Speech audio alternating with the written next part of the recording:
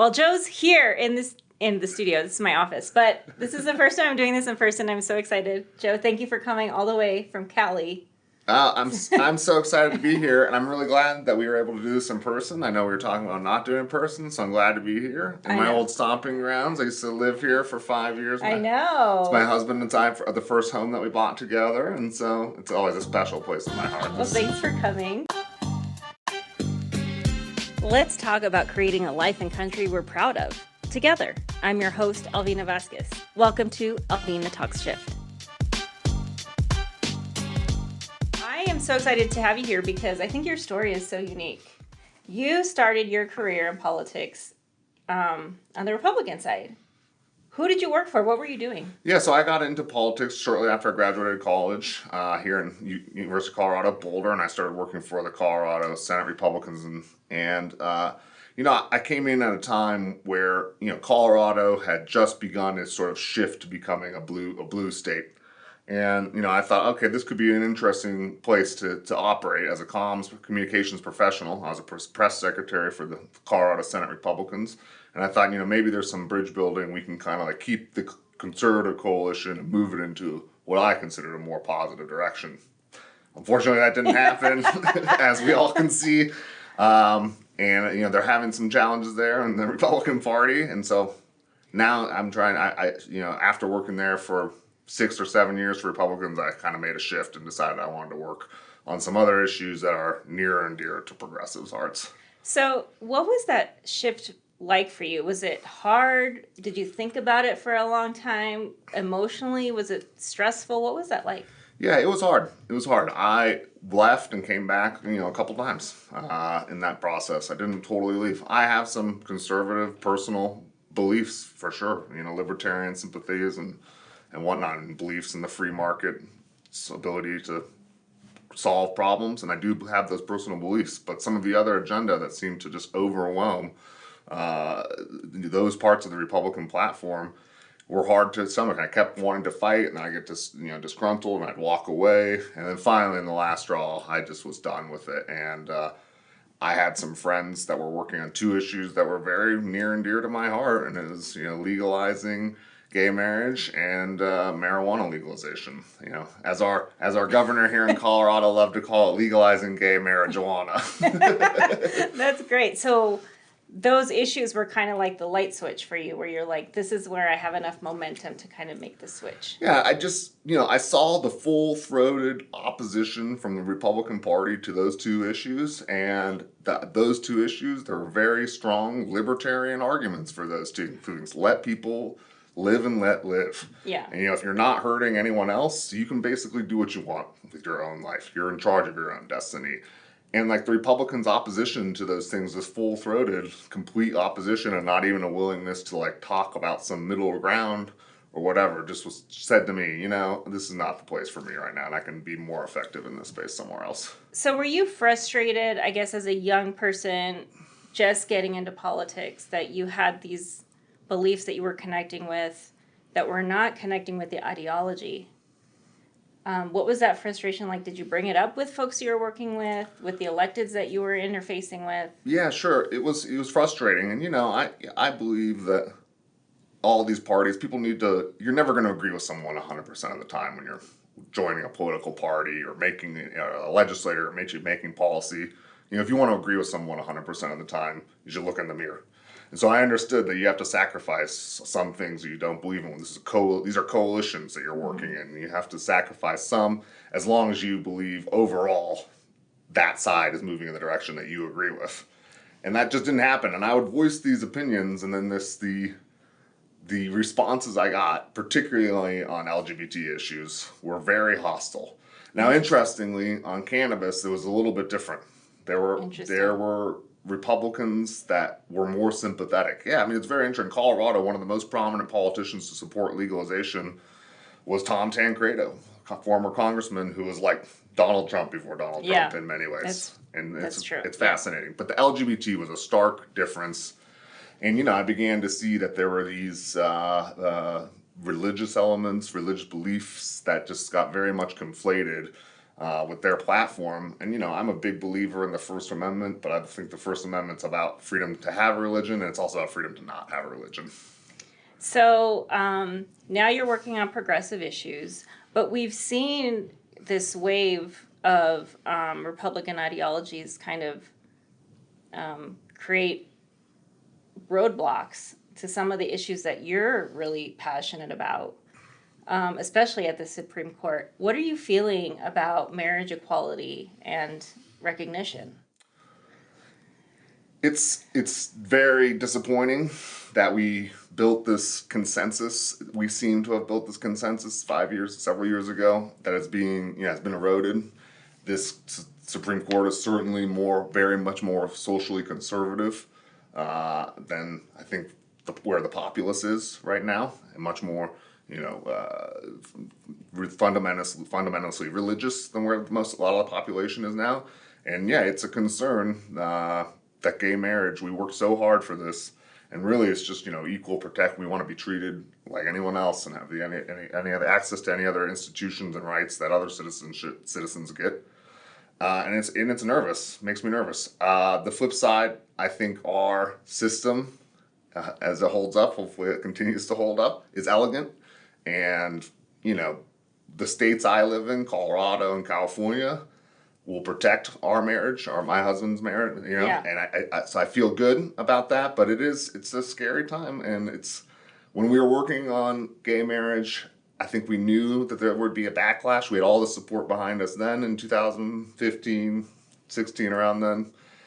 And we knew that there was going to be a backlash, but man, I did not expect it to be so fast. Yeah, And that was fast. it was fast, and the erosion has happened quickly, and it's concerning.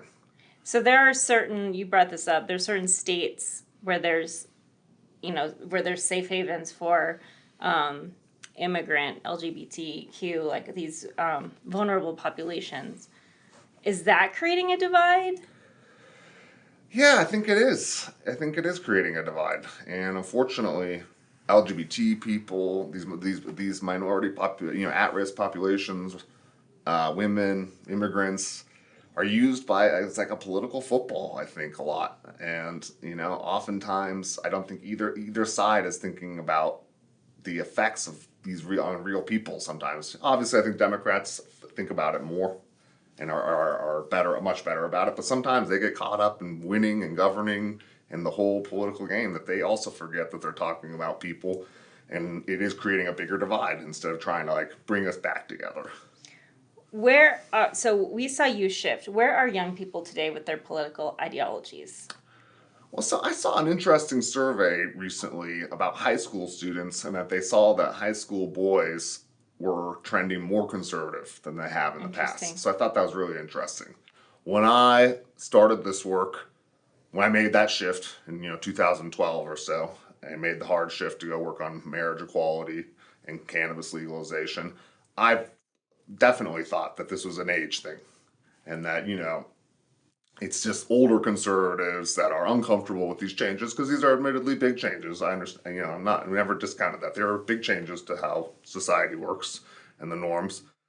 But the more I did the work, I realized that young people are not lockstep. Yeah, there's a lot of generational breakdowns, and overall younger people support gay marriage and marijuana legalization more than older people. But there are young people that have these beliefs that are not in favor of gay marriage, that are not in favor of, drug policy reform. And so it breaks down on young people. And, I wonder, I think that the discourse is so toxic now too. I think most young people are like, I don't care. I don't want to get involved in this. It's such a just toxic. And actually in that survey, that was one of the bigger takeaways really, is that most young people are saying, I don't know, but I don't want to get involved. It's a nasty discussion and I don't want to get involved. And that for me is disheartening. Because I do think obviously we need young people to be engaged in the process, understand how public policy works and what government means. I thought, one of the silver linings to Trump's ascendancy in election is that a whole group of people that weren't paying attention to politics started paying attention to politics again.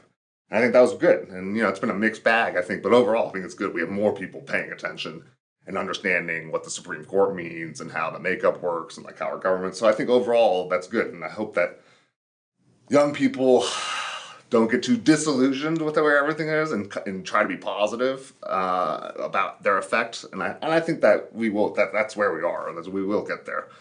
And now we'll see this generation as they get older. They will know more about state legislatures and the power they have, and their dynamic with the federal government, etc.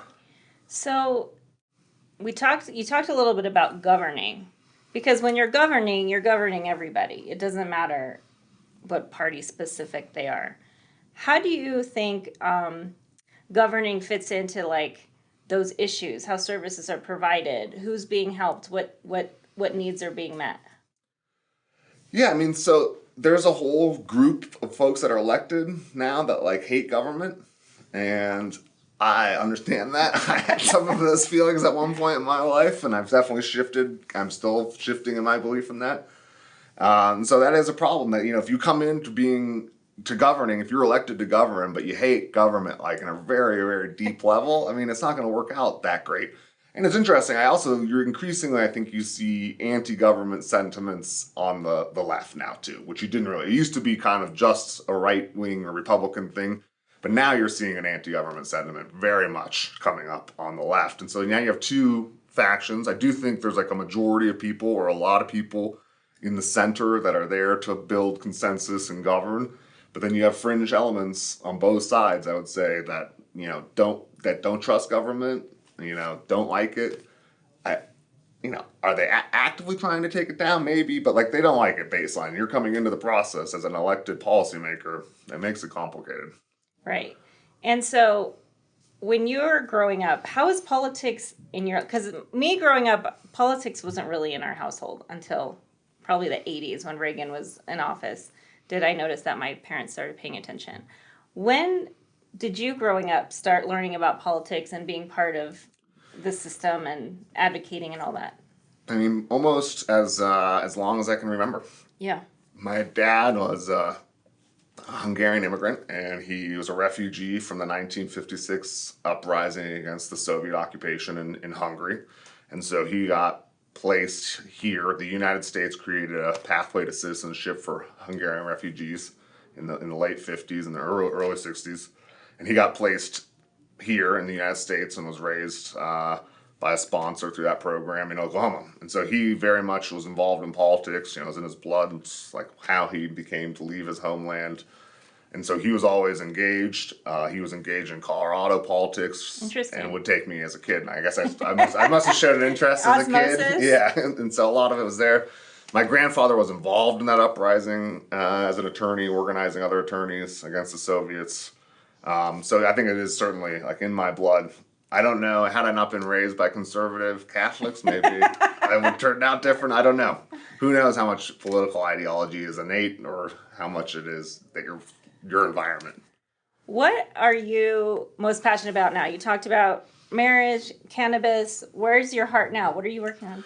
So I'm still very much involved, interested in those issues. The LGBT movement is obviously in a really tough spot right now. I hope, they'll continue to persevere and win hearts and minds over, but it is a really hard spot. Continue to support efforts there. Cannabis legalization is where it is. There's this industry that's been set up. There's still a lot of federal inaction there around banking and et cetera. Primarily, there's a lot of social equity issues that need to be addressed. Righting the harms of the war on drugs and what as we legalize, what does that mean? But there have also been some exciting developments there with psychedelics, legalizing psychedelics here. Colorado continues to be a trailblazer and, voters approve that. So that's all very exciting. I maintain some interest. But my full-time working job now is working on voting rights and election policy. I work for a group called Secure Elections Project. And we're trying just to make pathways to voting easier and accessible. And, again, this is yet another issue that I think is viewed as a lefty or democratic issue, voting rights or democracy, saving democracy, when it's not at all. I don't think. This is about government providing an easier, more efficient service to taxpayers and citizens. Makes it easier for them to vote. They're registered to vote automatically. It's lessens the pain of their interaction with government, which I think is very appealing to conservatives, or should be. Go ahead. And then we do have, we make inroads. Our group is nonpartisan, and we work with Republicans and Democrats alike. And, we've had some good advances in red states all over. So. That's such a true value, like American value, that I think gets forgotten. It's this accessibility to voting. You know, this country was Yeah. built, there wasn't that many people here, so it was like easy to vote. But like these laws were put in place that created barriers, and we just continue to fight those barriers Yeah. that keep popping up. Yeah, it's terrible. And like I don't think barriers are the answer. I mean, I think we should. I think folks need. There needs to be definitely an increase in civics literacy with folks, and like that needs to be. And there needs to be an emphasis on that, making sure that people understand how civics and government work. But like just making it harder to vote doesn't solve it. Doesn't solve it. Doesn't build trust in the government. Doesn't build trust in our political leaders. Yeah. In the process, like we've got to make it easy to vote.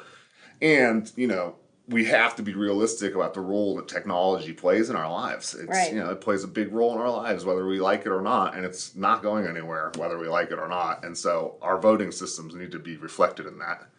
And unfortunately also we're just up against so much misinformation Yeah. about these elections. I mean this idea that the 2020 elections were stolen and this indictment that's going on is still very much alive in a narrative that we have to deal with. And, even though we have plenty of conservative election officials in Georgia and elsewhere say nothing was stolen, these elections were run on the up and up, like, let's relax, these elections are fine. Where you see polls now, center-right polls showing that conservatives in places like Texas do support the current election systems. So we're having to contend with a lot of this misinformation, but we're trying to get through. And I think, everyone wants to be able to vote more easily and accessibly, and there's plenty of conservatives and Republicans that believe that too. And I think once we get through some of this era, that notion that our election systems are not safe or secure is going to continue to die out. I feel confident in that.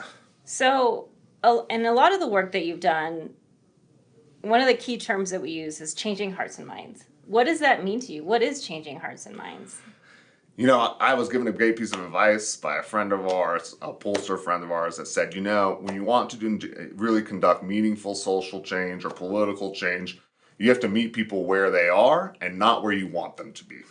And I think that's part. And and sometimes you listen to people and you're like, you are crazy to me. Why do you believe this? But you can't. You've got to keep talking and listening because there is a common ground. And if you just listen to someone, I think that's some of the most important things. Just sit down and listen to people. A marijuana legalization campaign, I went to something like 47 of the 64 Colorado counties, and I had some wild opinions for me that were out there. But I always had someone there that I connected with, or eventually I listened to them, and I think we changed that. In that initiative, they got 60,000 more votes than Obama. It was the top getting thing in 2012 was marijuana legalization. Yeah. So that means a whole bunch of Republicans ended up voting for it.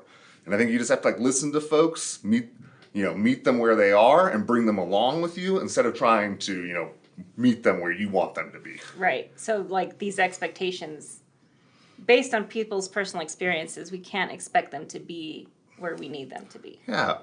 Exactly. And most people, I think, are good people, but they just had their certain personal experience and certain exposure to things.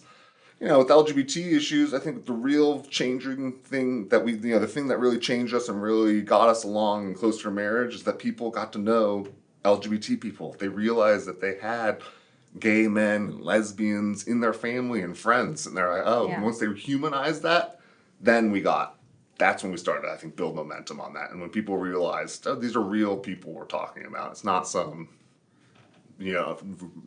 other folks from some other big city. These are real human beings in our families and our communities. And I think once you just illustrate, if you took the time to respect somebody and not judge them, not judge people that grew up isolated, and didn't see different parts of the world or whatever. Unfortunately, it makes it challenging with the communications landscape and just the amount of just propaganda and lies that is out on the internet and everywhere. It's very challenging, and I don't know how we cut through that. Yeah, let's dig deeper into that. Where is media now? You were a press secretary. You tracked press for all of your career. You probably still do.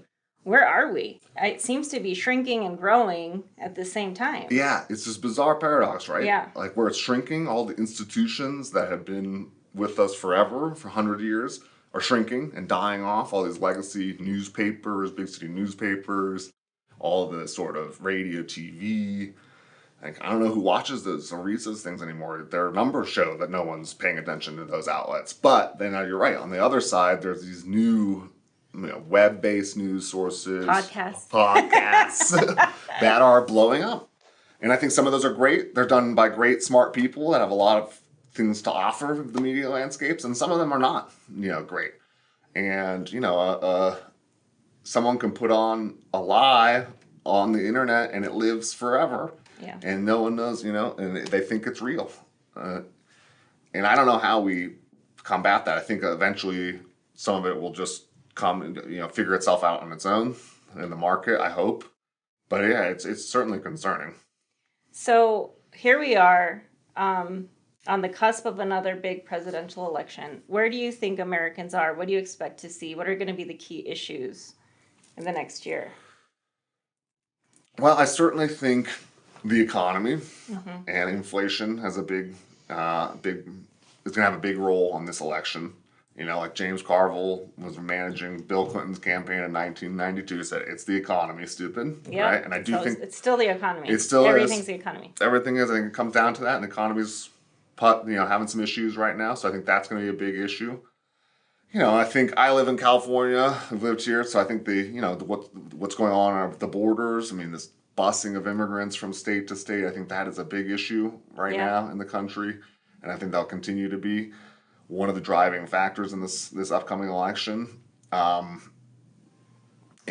these social issues, I think they are going to be, they're going to play a role. But on the same token, I've also read some polls that showed, it was in some of these states where there's been like a much bigger push on some of the, transgender issues and these bills in Tennessee and Florida. And I saw some polls of them polling conservative voters in Tennessee and Florida, I believe, which said that those issues are not high on their list. Yeah. Yeah, and that their politicians pushing those issues they're actually out of touch. And that the issues that they do care about are, economics, security, national security. That's the main issues that conservative voters are really concerned about. So I do think that their politicians are out of step. And I think Ron DeSantis' current presidential campaign is an example of that. He has made those divisive social issues his number one campaign issue. His wife is campaigning on this Mama Bear campaign, and he's decided, because of those issues are so important, to pick a fight with the state's number one employer, a private business. It's crazy. And those are antithetical to regular conservative values. Yeah. Like, you're not supposed to attack a business because a government is not supposed to attack a business because they disagreed on a legislation ideologically. And so I think his lack of support among conservatives in his Puttern campaign shows that he's out of touch. And those divisive social issues and taking that hardline stance on them, that's oftentimes, more often than not, comes off as just being inhumane. Yeah. Not caring about people, human beings. Yeah. In all these things. And so I do think, I think that they're not in touch with the Republican electorate, and they listen to, and I think bringing it back to the question of the media, I think politicians and people who run campaigns think that, what happens online, Twitter and Facebook and now these other sort of social media platforms, is an accurate reflection of where the electorate is. But the reality is that the general population's participation in those outlets is very small. Yeah. Yeah, it's only like 10 or 15% or something of the general population that actually is online and those things. So excuse it. I think the politicians are like, oh, they're saying this on these networks. Oh, this must be the major issue. But really, it's only like 10% of the population. It's like wagging the dog. Yeah. And so I think at some point, campaigns and politicians will figure that out and realize. But I don't know. We'll see how many more people lose. I don't know what's going to happen. Okay, really quick, last question. I know this is like what's on everybody's mind right now. What's going to happen with AI in politics? It's going to be fascinating to see. Are we going to get mail pieces that are written by AI? I think so, right? A friend of mine was just talking to me how they were listening to someone talk about AI with government relations and tracking the ability to track legislation. So I think that could be interesting. I mean, look, I think like any piece of technology, it's a tool that can be used for harm or for good. And I think you'll see probably both of those things. But it is very concerning when we talk about how challenging misinformation is right now, to think that you could like fake someone, I know their voice. and my their God, that's so image. scary. That part is terrifying to me. I mean, when Trump, when the first indictment came around Trump, they had all those AI generated pictures of him being arrested. Oh my gosh, And I like, didn't even see yeah, that. oh my God, How scary. It's scary of him getting handcuffed and like tackled to the ground by the police, and like they looked real, like they didn't look fake to me, and so that part is scary. And like, luckily those, our whatever collective seemed resilient enough that most people figured out that those weren't fake, and they were shared around in a couple fringe whatever, and they never really broke through to the main public because everyone's like, that didn't really happen. Yeah. So, but that part is like really concerning. But yeah, I think, in Colorado, lobbying here in the last 5 years, doing government relations for the last 5 years before I moved to California, there are so many issues and so much policy that the staff like often could not keep up, bill writing and researching and stuff. And so I don't know, maybe AI can play a positive role in that, and in helping, promulgate rules and that sort of thing, crunch information. So what's next for you, Joe? What's the next iteration I don't know. Joe? I don't know. I'm still trying to figure it out. I'm very happy. I work with a wonderful group of people on an issue that I care about, and it's great. So I think I'll definitely be working on this through the next election in 2024. And then I don't know. Will we see any federal policy on voting rights, you think, going through Congress to protect rights? I think so. I think you'll continually see it. You're brought up for sure. We'll see how it gets through. Obviously this divided Congress makes it more difficult for these issues, or any issue right now, to get through. But I think we'll see that more. And I think you'll see more funding for sure. I think there's going to be a push, and I do think we can get more funding. It's interesting also. The folks, it's sort of like conservatives trust their own election officials. It's sort of the same phenomenon. It's a very local thing. It's a local thing. It's like sort of the same phenomenon of people hate Congress but love their congressman. Right. Or congressperson. And like, it's the same thing. Like, people trust their local clerk and their local election officials to, administer a fair election. But it's like that crazy college town or New York City that is like in their, that's those guys are doing hanky panky with the election. Yeah. So I do think it makes it easy to get money. Because they're like, this money is just going to be for your clerks and your local folks. Oh, interesting. So I do think we will see, and because there is big problems, with elections being underfunded right now, especially now as we try to transition to use more technology. I think that can be expensive, and it's a big cost. So I'm hopeful about our ability to get more funding from the federal level to flow to the local election administration.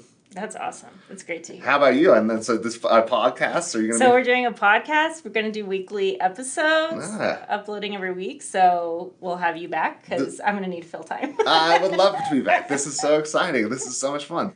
Yeah, I really want folks to just understand kind of what happens at the grassroots level, how federal dollars are fed down to local, like what we were just talking about, how it's fed down, how government relations is servicing community, and really just get a clearer understanding of that. Yeah, I think that's great. And like, also, you've been mostly local stuff like I have in our career. And like, I think that is one thing we can definitely tell us how much impact state legislatures and city councils have on people. Everyone wants to look towards Congress and the White House as being the be all end all for politics affecting us. And there's a lot, Supreme Court, there's a lot that the federal government does that affects us, but there is a lot that can affect our day-to-day lives that state legislatures in particular do, but also city councils, county commissions.